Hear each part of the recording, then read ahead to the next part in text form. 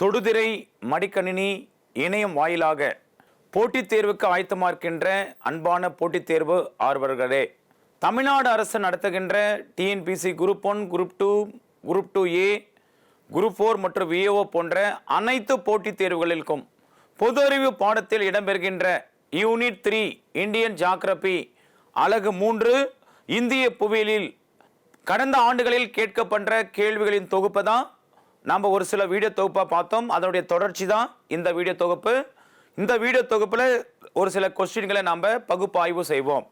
அன்பான போட்டித் தேர்வு ஆர்வலர்களே, தேர்வு என்பது பார்த்தீங்கன்னா நம்ம தேர்வு அணுகுமுறை வேற. நம்ம கல்லூரி படிப்போம், நம்ம தேர்வுக்கு படிக்கிறதும் வேற.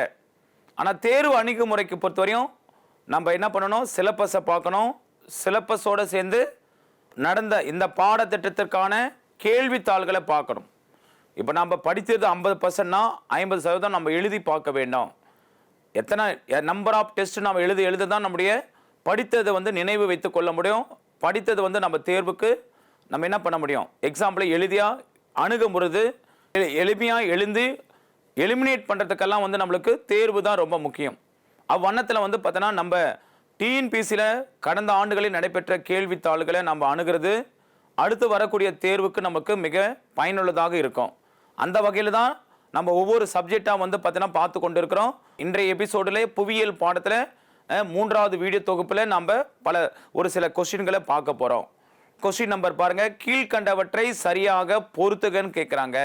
இப்போ எக்ஸாம்பிள் இன்சாட்னு கேட்டிருக்கா. INSAT, urban sprawl, Konkan railway, border road organisation அப்படின்ற ஒரு 4 ஆப்ஷன் கொடுத்துருக்கிறா. இன்சாட்னா இந்தியன் சேட்டலைட்னு அர்த்தம் இல்லையா? அப்போ இன்சாட்னாவே அதில் இருக்குது. சேட்டலைட்னா என்ன, செயற்கைக்கோள் இல்லையா? செயற்கைக்கோள் என்பது சரி. ஓகே, அடுத்தது அர்பன் ஸ்பெரல் அப்படின்னா என்னன்னா, அர்பன் ஸ்பெரல் என்பது செயற்கைக்கோள். தவறு, இங்கே கொடுக்கப்பட்டது தவறு. இன்சாட் என்றால் செயற்கைக்கோள். 3 urban sprawl 1960. Konkan railway, Konkan railway பார்த்தீங்கன்னா Mumbai. Border road organisation, border road organisation option ரொம்ப தப்பாக கொடுத்துருக்காங்க. அப்படியே நாம் அப்படியே பார்க்கலாம். இன்செட், இன்செட் என்பது சேட்டலைட் செயற்கைக்கோள்.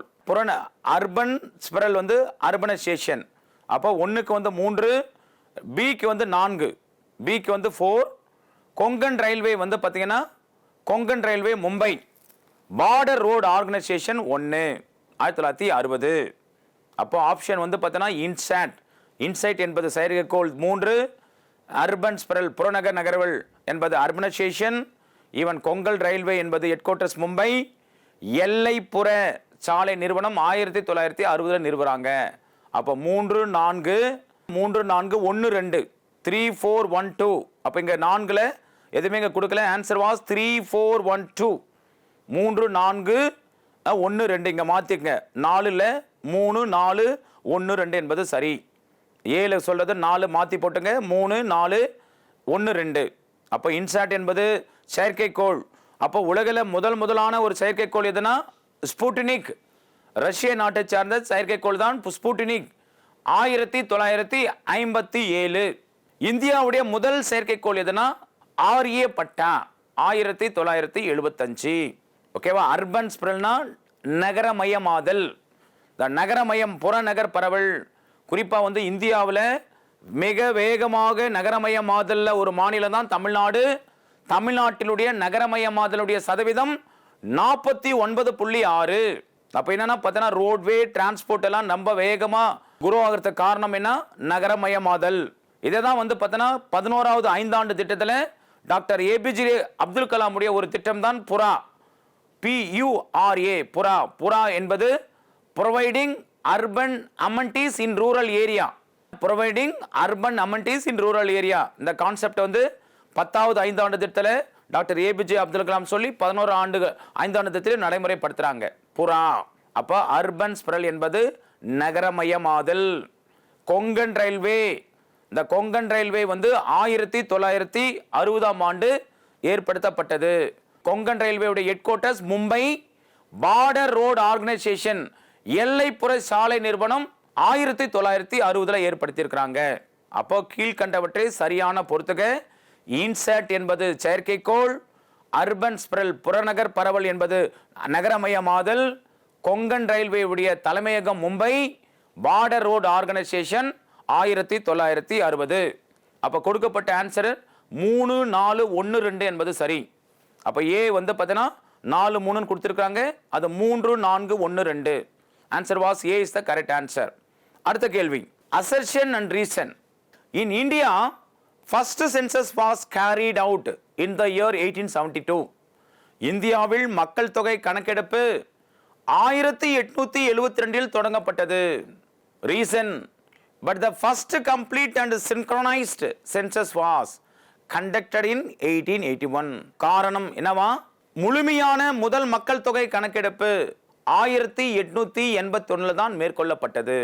அப்போ இந்த ஏஆர் கொஸ்டின்கள் வந்தா நம்ம அதை எப்படி அணுகணும்னா, முதல்ல வந்து காரணத்தை படிச்சுட்டு அப்புறம் கூட்டுற படிங்க. தட் மீன் ரீசனை படிச்சுட்டு கூட்டுற படிங்க. இப்போ படிக்கலாமா? But the first complete synchronized census was conducted in 1881 because India was first census was carried out in the year 1872. அப்போ 1872 ஆண்டில் தான் இந்தியாவுடைய முதல் மக்கள் தொகை கணக்கெடுப்பு. கரெக்ட். ஆனால் முழுமையான முதல் மக்கள் தொகை கணக்கெடுப்பு 1881 தான் மேற்கொண்டாங்க. அப்போ மேலே கொடுக்கப்பட்ட கூற்றுமும் காரணமும் சரியாக இருக்கிறது. அப்போ அதே நேரத்தில் நாம் கூற்று காரணக்கும் இடையில ஒரு பிகாஸ் என்ற வார்த்தையை நம்ம சேர்த்துருக்கலாம். அதே மாதிரி தமிழில் ஏன் என்றால் வார்த்தையை சேர்த்துக்கலாம். இப்போ பாருங்க, இந்தியாவில் மக்கள் தொகை கணக்கெடுப்பு 1872 தொடங்கப்பட்டது. ஆனால் முழுமையான முதல் மக்கள் தொகை கணக்கெடுப்பு 1881 தான் மேற்கொள்ளப்பட்டது. இரண்டுமே சரி. In India, first census was carried out in the year 1872, but the first complete and synchronized census was conducted in 1881.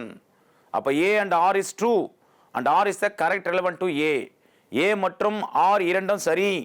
அப்போ R Aவுக்கான சரியான பதில். அப்போ 32க்கான answer Delhi is the correct answer. D is the சரியான ஆன்சர். இந்தியாவில் முதல் census 1872, first complete synchronise census 1881, அதனை தொடர்ந்தான் 2011 15வது சென்சஸ். அப்போ இதுவரை இந்தியாவில் 1881 முதல் 2011 வரை 15 சென்சஸ்கள் எடுத்திருக்கிறாங்க.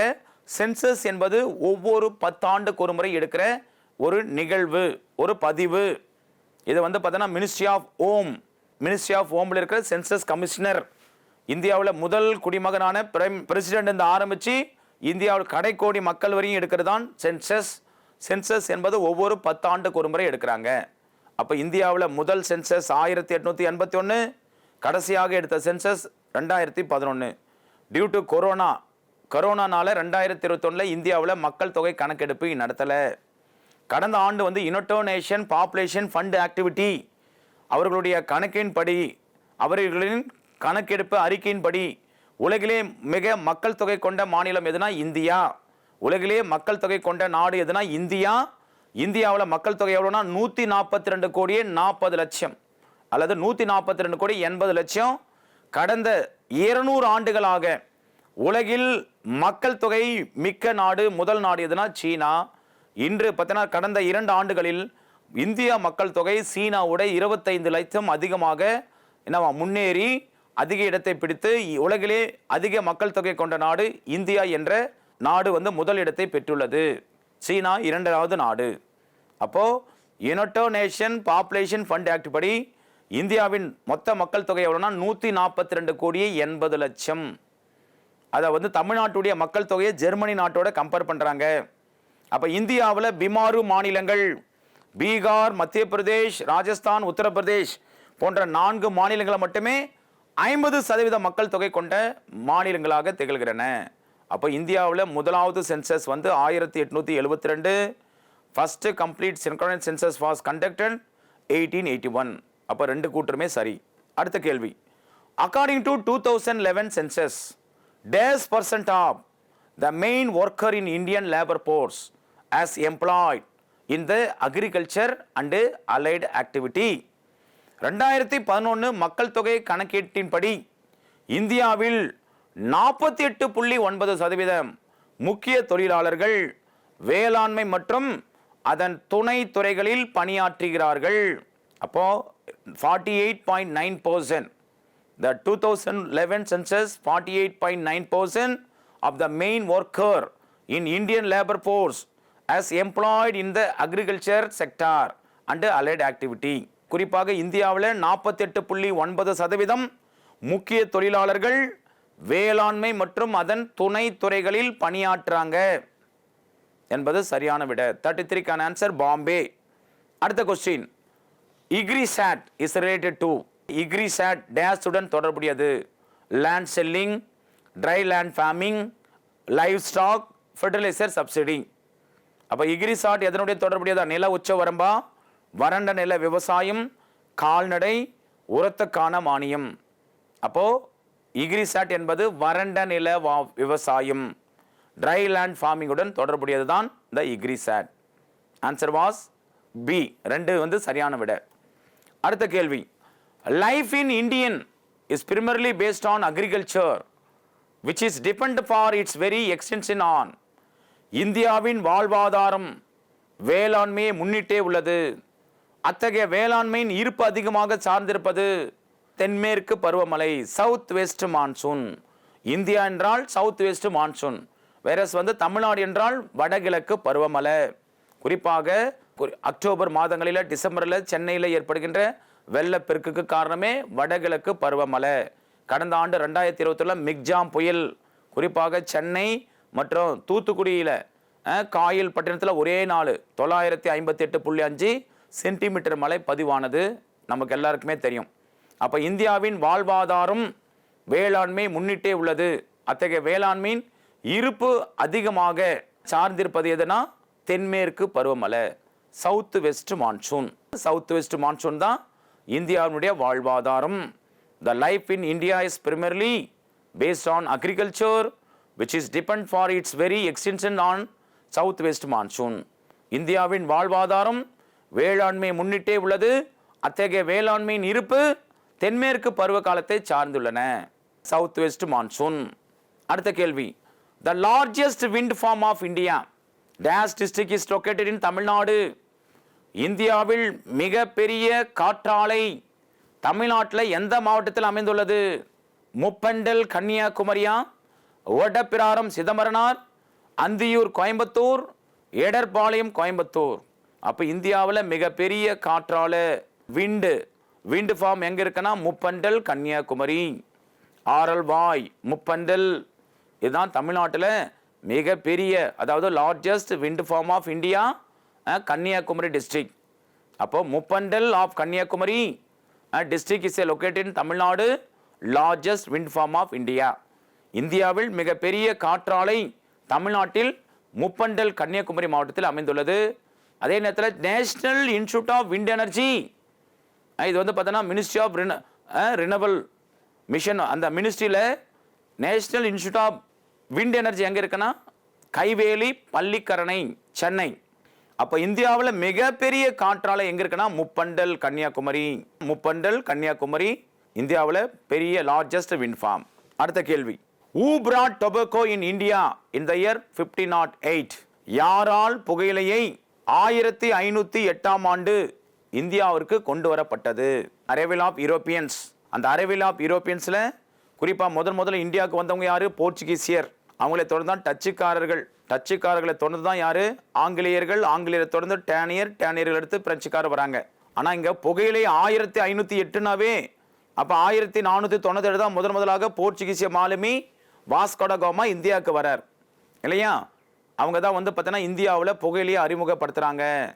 அப்போ புகையிலையை அறிமுகப்படுத்தியவர்கள் யாரால்? புகையிலையை 1508ஆம் ஆண்டு இந்தியாவிற்கு கொண்டு வரப்பட்டதுன்னா போர்ச்சுகீசியஸ். 1508ஆம் ஆண்டு. Who brought tobacco into India in the year 1508? Portuguese is a correct answer. அடுத்த கேள்வி, CIASC 2022 has been awarded to Tamil Nadu for invention related to. அதாவது CIASC 2022 விருதானது தமிழ்நாடு பெற்றதற்கான கண்டுபிடிப்பு எதனோட தொடர்புடையது? Recycling of agriculture and market waste, severe card, recycled paper matchstick production mission, production of grain mixer. அப்போ விவசாயம் மற்றும் சந்தை கழிவுகளை மறுசுழற்சி செய்தல், கழிவுநீர் சுத்திகரிப்பு பாதுகாப்பு, காகித மறுசுழற்சி தீக்குச்சி உற்பத்தி இயந்திரம், தானிய கலவை உற்பத்தி. அப்போ தமிழ்நாடு வந்து இந்த CIASC 2022 அவார்டு வாங்கினதுக்கு காரணம் நம்பர் 1 விவசாய மற்றும் சந்தை கழிவுகளை மறுசுழற்சி செய்தல், 3வது காகித மறுசுழற்சி தீக்குச்சி உற்பத்தி இயந்திரம். இந்த 2 கண்டுபிடிப்புக்காக தான் CIASC 2022 தமிழ்நாடு அரசு இந்த இன்வென்ஷனுக்காக குறிப்பாக தமிழ்நாடு பெற்றதற்கான கண்டுபிடிப்பு எதுனா, 1 recycling of agriculture and market waste, number 2 recycled paper matchstick production machine. விவசாய மற்றும் சந்தை கழிவுகளை மறுசுழற்சி செய்தல், காகித மறுசுழற்சி தீக்குச்சி உற்பத்தி இயந்திரம். இந்த 2 கண்டுபிடிப்புக்கான விருதை தான் தமிழக அரசு 2028 CIASC என்ற அவார்டு வாங்கினாங்க. Answer was 1 and 3 is the correct answer. அடுத்த கேள்வி, the same assertion region, அதாவது Nilgiri is the least populated district of Tamil Nadu. இல்லையா? நீலகிரி தமிழ்நாட்டில் குறைந்த மக்கள் தொகை கொண்ட மாவட்டம். It is located in the north western part Tamil Nadu. இது தமிழ்நாட்டின் வடமேற்கு பகுதியில் அமைந்திருக்கிறனால நீலகிரி ரொம்ப கம்மியான மக்கள் தொகை பெற்றிருக்கிறதா? அப்போ 2 ஸ்டேட்மெண்ட் பாருங்க. நீலகிரி தமிழ்நாட்டின் குறைந்த மக்கள் தொகை கொண்ட மாவட்டம் கரெக்டு. இது north western part of Tamil Nadu இருக்கிறனால குறைந்த மக்கள் தொகை இல்லை, இல்லையா? அப்போ என்னன்னா ரெண்டுமே, அதாவது ஏவும் ஆறும் கரெக்டு தான், ஆனால் அதனால இதுக்கு இல்லை. ஆன்சர் வந்து Bombay. B is the correct answer. B is தான் கரெக்ட் ஆன்சர், ஏ கிடையாது. பி தான் கரெக்ட் ஆன்சர். ஏன்னா Nilgiri is the least popular district of Tamil Nadu. Nilgiri தமிழ்நாட்டின் குறைந்த மக்கள் தொகை கொண்ட மாவட்டம். அதே நேரத்தில் வந்து குறைந்த தொகை கொண்ட இருந்தாலும் என்னவா குறிப்பாக வந்து பார்த்தீங்கன்னா நார்த் வெஸ்டர்ன் பார்ட்டில் இருக்கிறனால இல்லை, அதை நம்ம புரிஞ்சுக்கணும். அதனால குறைந்த மக்கள் தொகை, ஏன்னா அங்கே காடு இல்லையா? குறிப்பாக வந்து பார்த்தோன்னா ஆன்சர் வந்து பாம்பே தான் correct. B is the correct answer.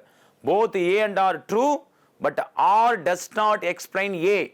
கூற்று ஏ மற்றும் காரணம் ஆர் சரி, ஆனால் காரணம் கூற்றுக்கான சரியான விளக்கம் அல்ல. அப்போ Nilgiri is the least popular district of Tamil Nadu is correct. It is located in the northwestern part in Tamil Nadu also correct, but not correct explanation of A and R. அப்போ ஆன்சர் வந்து என்னவா? ரெண்டுமே கரெக்ட் இருந்து ஏக்கு கரெக்டான விளக்கம் ஆறு சொல்லியிருந்தா ஏவும், ஆனால் ஏக்கான விளக்கம் ஆறு சரியா சொல்லணும் அது பி. அப்போ நம்மளுக்கு ஆன்சர் வந்து Bombay. B is the correct answer. Both A and R true, but R does not explain A. கூற்று ஏ மற்றும் காரணம் ஆர் சரி, ஆனால் காரணம் கூற்றுக்கான சரியான விளக்கம் அல்ல. The Nilgiri least popular district of Tamil Nadu. இந்தியாவில் குறிப்பாக தமிழகத்தில் மிக குறைந்த மக்கள் தொகை கொண்ட மாவட்டம் எதுனா நீலகிரி. அது மட்டும் இல்லாமல் நீலகிரி எப்படி எந்த பாட்டில் அமைஞ்சிருக்கான்? North western part of Tamil Nadu என்பதும் கரெக்டு. அடுத்த கேள்வி, correctly matched the interstate water dispute in India with the respective state given below. கீழே கொடுக்கப்பட்டுள்ள மாநிலங்கள் இடையான நதிநீர் பிரச்சனைகளை அதன் தொடர்புடைய மாநிலங்களோடு சரியாக பொறுத்துக. இப்போ எக்ஸாம்பிள் பாருங்க, யமுனா ரிவர் வாட்டர் டிஸ்ட்ரிபியூட். யமுனானாவே யமுனா உத்தரப்பிரதேஷ், மத்திய பிரதேஷ், இமாச்சல பிரதேஷ், இல்லையா? குறிப்பாக வந்து டெல்லி, ஆக்ரா, யமுனா. அப்போ உத்தரப்பிரதேசில் தான் ஆக்ரா இருக்கு. அப்போ A Yamuna river water dispute, Uttar Pradesh, Madhya Pradesh, Himachal Pradesh. Narmada river water dispute, Narmada நதிநீர் பிரச்சனை Maharashtra, Karnataka, Andhra Pradesh. Maharashtra, Karnataka, Andhra Pradesh. Narmada river water dispute வந்து பார்த்தீங்கன்னா மத்திய பிரதேஷ், மகாராஷ்டிரா, ராஜஸ்தான். மத்திய பிரதேஷ், மகாராஷ்டிரா, ராஜஸ்தான். நர்மதா என்றால் மத்திய பிரதேஷ், மகாராஷ்டிரா, ராஜஸ்தான், ஆந்திரா கிடையாது. மத்திய Pradesh, Maharashtra, Rajasthan, Narmada river water dispute. அப்போ பிக்கு வந்து 3. கிருஷ்ணா ரிவர் வாட்டர் டிஸ்ட்ரிபியூட் தான் மகாராஷ்டிரா, கர்நாடகா, ஆந்திர பிரதேஷ், கிருஷ்ணா. வேற Kaveri river water distribute, Kaveri தான் கர்நாடகா, கேரளா, தமிழ்நாடு. அப்போ தமிழ்நாடோட நம்மளுக்கு என்ன பிரச்சனை? காவேரி, கர்நாடகா, தமிழ்நாடு. அதே மாதிரித்தில் கேரளாவோட நமக்கு என்ன பிரச்சனை? கேரளாவோட முல்லை பெரியாறு. ஈவன் ஆந்திராவோட பாலாறு டேம். அப்போ Yamuna river water dispute Uttar Pradesh, Madhya Pradesh, Himachal Pradesh.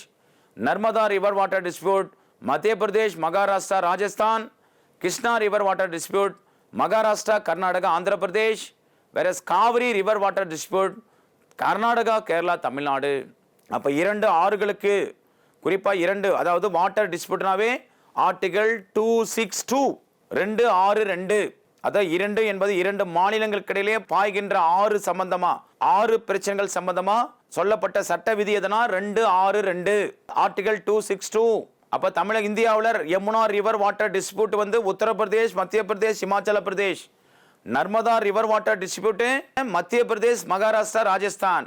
Krishna river water dispute Maharashtra, Karnataka, Andhra Pradesh. Kaveri river water distribute Karnataka, Kerala, Tamil Nadu. Even Karnataka, Tamil Nadu Kaveri, வேற கேரளா, தமிழ்நாடு முல்லை பெரியாறு, ஈவன் தமிழ்நாடு, ஆந்திரா பாலாறு டேம்.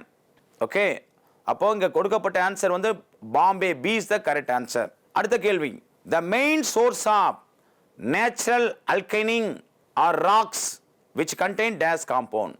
இயற்கை காரத்தன்மையின் முக்கிய ஆதாரங்கள் பாறைகள் ஆகும். அந்த பாறைகள் என்ன சேர்மங்கள் உள்ளன?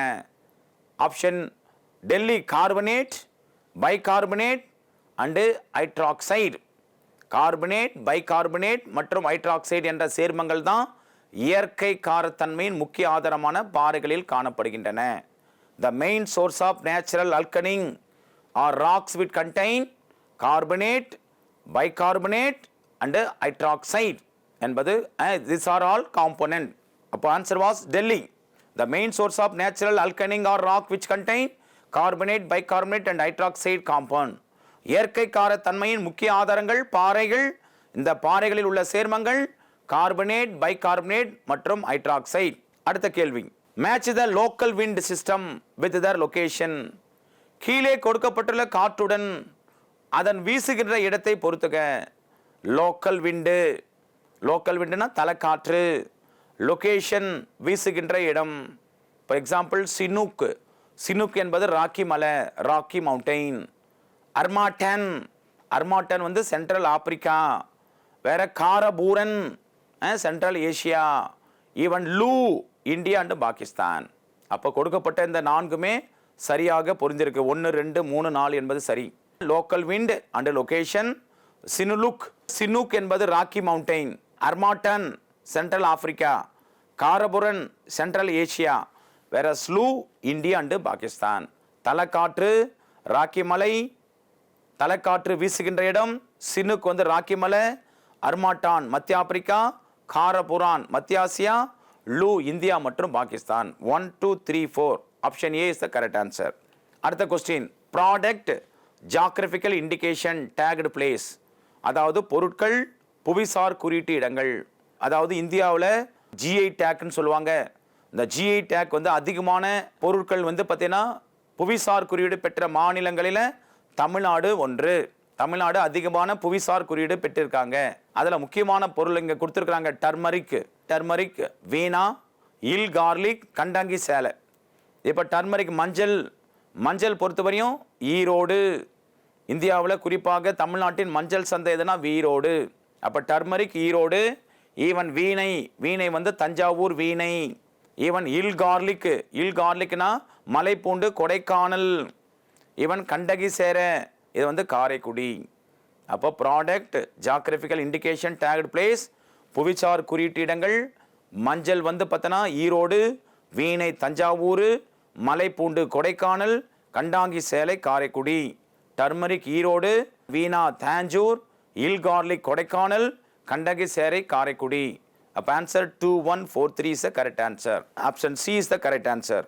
Next question, which state has exported locally grown bird eye chili or Thai chili to the US. எந்த மாநிலம் உள்நாட்டில் விளையும் பறவைகள் கண் மிளகாய் அல்லது தாய் மிளகாயை அமெரிக்காவிற்கு ஏற்றுமதி செய்துள்ளது? The which state has exported locally grown bird eye chili or Thai chili to the US? Andhra Pradesh, Mizoram, Telangana, Maharashtra. The correct answer is Mizoram. The Mizoram state has exported locally grown bird eye chili or Thai chili to the USA. Mizoram மாநிலம் உள்நாட்டில் விளையும் பறவைகள் கண் மிளகாய் அல்லது தாய் மிளகாயை அமெரிக்காவுக்கு ஏற்றுமதி செய்துள்ளது. ஓகே, அடுத்த question, which among the following are the least product of tobacco in India? பின்வருவனவற்றுள் இந்தியாவில் மிக குறைவான புகையிலை உற்பத்தியாளர்கள் அப்போ பார்த்தோன்னா முதல்ல புகையிலையை போர்ச்சுகீசியர்கள் தான் இந்தியாவில் புகையிலையை அறிமுகப்படுத்துகிறாங்க. அப்போ இந்தியாவில் புகையிலை விளையிற அதிக மாநிலம் எதுனா ஆந்திர பிரதேஷ், ஏவன் வந்து கர்நாடகானா காப்பி இல்லையா. அப்போ பின்வருட்டில் இந்தியாவில் மிக குறைவான புகையிலை உற்பத்தியாளர்கள் யாருன்னா தமிழ்நாடு தான் புகையிலை உற்பத்தியாளர்களை மிக குறைவாக உற்பத்தியாளர்களாக நம்ம இந்திய மாநிலங்களில் ஒரு மாநிலமாக திகழ்கிறது. அப்போது கேள்வி வந்து least product of tobacco in India, எந்த இந்தியாவில் மிக குறைவான புகையிலை உற்பத்தியாளர்கள்? தமிழ்நாடு. புகையிலை அறிமுகப்படுத்தியவர்கள் யாரு? போர்ச்சுகீசியர். புகையிலை அதிகமாக ப்ரொடக்ட் பண்ணுறவங்க யாருன்னா ஆந்திர பிரதேஷ். குறிப்பாக குண்டூர் எல்லாம் ஆந்திர புகையிலைக்கெல்லாம் ரொம்ப ஃபேமஸ். அப்போது ஜாகிரபி பொறுத்தவரையும் நம்முடைய கேள்விகள் வந்து பார்த்தீங்கன்னா ப்ரீவியஸ் இயர்ஸ் கொஸ்டின் பேப்பர் நம்மளுக்கு ரொம்ப ரொம்ப முக்கியமானதாக இருக்கும். ஏன்னா தொடர்ந்து நம்ம ப்ரீவியஸ் இயர்ஸ் கொஸ்டின் பேப்பரை கேட்க தான் இந்த பாடம், ஏன்னா நம்ம பாடம் சிலபஸ் எல்லாம் இதுக்கான சோர்ஸ் நம்மளுக்கு கொடுத்துட்டாங்க. சிலபஸே நம்மளுக்கு வந்து பார்த்தீங்கன்னா தெளிவாக கொடுத்துட்டான். அப்போ நம்ம இந்த சிலபஸை நம்ம எங்கே போய் படிக்கணும்? நம்முடைய ஸ்டேட் போர்டு புக்ஸில் தான் போய் படிக்கணும் இல்லையா. ஸ்டேட் போர்டு புக்ஸில் எஸ்சிஆர்டியில் சிலபஸ் கவராக இருக்கிற பாடத்தை, குறிப்பாக 10ஆம் வகுப்பு ஜாகிரபி, அந்த ஜாகிரபியில் அமைவிடமெல்லாம் கொடுத்துருப்பாங்க. அதை நம்ம பார்த்தோம்னா நம்மளுக்கு தேர்வுக்கு ரொம்ப பயனுள்ளதாக இருக்கும். அப்போது நம்ம படிக்கிறத விசுவலைஸ் பண்ணிக்கணும். விசுவலைஸ் பண்ண தான் நம்மளுக்கு நம்ம அதை போய் மேப்பில் போயிட்டு நம்ம எப்பொழுதுமே 5 நிமிடம் 10 நிமிடம் தினந்தோறும் நம்ம படித்து ரிவிஷன் பண்ணதெல்லாம் மேப்பில் போய் பார்த்துக்கணும். ஏதாவது இண்டஸ்ட்ரி இருக்கிறா உடனே மேப்பை போய் பார்க்கணும். ஏதாவது ஒரு கேபிட்டலா, அந்த கேபிட்டல் அந்த மேப்பில் போயிட்டு அந்த மாநிலத்தில் கேபிட்டல் எங்கே இருக்குன்னு பார்த்துக்கணும். விசுவலைஸ் பண்ண எக்ஸாம்பிள் கடந்த ஒரு கொஸ்டின் பார்த்தோம். நம்ம அந்த கொஸ்டினை பொறுத்தவரையும் எப்படி இருந்தது, நம்மளுக்கு வந்து பார்த்தீங்கன்னா மவுண்டெயின் பற்றி கேட்டிருந்தான். அந்த மவுண்டெயினில் என்ன இருந்துச்சு பாருங்கள். இதை கூட நம்ம மேப்பில் போய் பார்த்துடலாம். யமுனா ரிவர் வாட்டர் டிஸ்பியூட்னா உடனே போய் யமுனா ஈவன் வந்து இந்தியா ஃபிசிக்கலில் பார்த்தீங்கன்னா யமுனா வாட்டர் எங்கெல்லாம் போகுது பார்த்தீங்கன்னா உத்தரப்பிரதேஷ், மத்திய பிரதேஷ், இமாச்சல பிரதேஷ்னு அழகாக கண்டுபிடிச்சிடலாம். நர்மதா ரிவர் வாட்டர் எங்கே போகுது? மத்திய பிரதேசில், மகாராஷ்டிரா, ராஜஸ்தானில் போகுது. கிருஷ்ணா ரிவர் வாட்டர் எங்கே போகுது? கிருஷ்ணா பொறுத்தவரையும் மகாராஷ்டிரா, கர்நாடகா, ஆந்திர பிரதேஷ். காவிரி வாட்டர் வந்து கர்நாடகா, கேரளா, தமிழ்நாடு அண்டு பாண்டிச்சேரி கூட. பாண்டிச்சேரியில் ரொம்ப ஃப்ளண்டியாக 10 சென்டிமீட்டர் மழை இல்லையா. அது மாதிரி வந்து எங்கே வந்து பார்த்தீங்கன்னா போதுன்றதை நம்ம மேப்பில் போய் பார்த்தோம்னா எளிமையாக ஈஸியாக புரிஞ்சுக்கலாம். இதெல்லாம் ஜாகிரஃபி வந்து பார்த்தீங்கன்னா ஒரு நல்ல ஒரு பாடம். மேப்போடு நம்ம தொடர்படுத்தி பார்க்கும்போது நமக்கு அநேக கேள்விகளுக்கு நம்மளால் பதில் சொல்ல முடியும். அதே மாதிரி இயற்கை அமைப்பை பார்த்தீங்கன்னா இந்த மவுண்டெயின் ரீஜனில் இருக்கிற அல்கலின் ராக்கில் வந்து பார்த்தீங்கன்னா கார்பனேட், பைகார்பனேட், ஹைட்ராக்சைடுன்னு பார்த்தோம். இந்த மேப்பையும் நம்ம பார்க்கலாம். கீழே கடுப்பில் காற்று அதை வீசுகிற இடத்தை பொறுத்து, குறிப்பாக வந்து லோக்கல் விண்டு தலைக்காற்று வீசுகின்ற இடத்துல இந்த சினுக்கு வந்து பார்த்தீங்கன்னா ராக்கி மவுண்டெயினில் வீசுது. ராக்கி மவுண்டெயினா வட அமெரிக்கா இல்லையா. அர்மட்டன் வந்து பார்த்தீங்கன்னா மத்திய ஆப்பிரிக்கா. ஈவன் வந்து காரபுரன் வந்து மத்திய ஆசியா. லூ வந்து இந்தியாவுக்கும் பாகிஸ்தானுக்கும். இதையும் நம்ம மேப்பில் பார்த்துக்கணும். அப்போ மவுண்டெயின் ஒவ்வொரு மலையும் இப்போ இந்தியா இமயமலையுடைய பவுண்டரிஸ் எல்லாம் நம்ம தெரிஞ்சுக்கலாம். இமயமலையில் 3 பாட்டை நம்ம தெரிஞ்சுக்கணும். எல்லாமே மேப்பில் தான் நம்மளுக்கு சொல்லியிருப்பாங்க. அடுத்த இதனுடைய தொடர்ச்சி வந்து நம்ம அடுத்த ஒரு எபிசோடில் நம்ம தொடர்ந்து பார்ப்போம். தேங்க்யூ.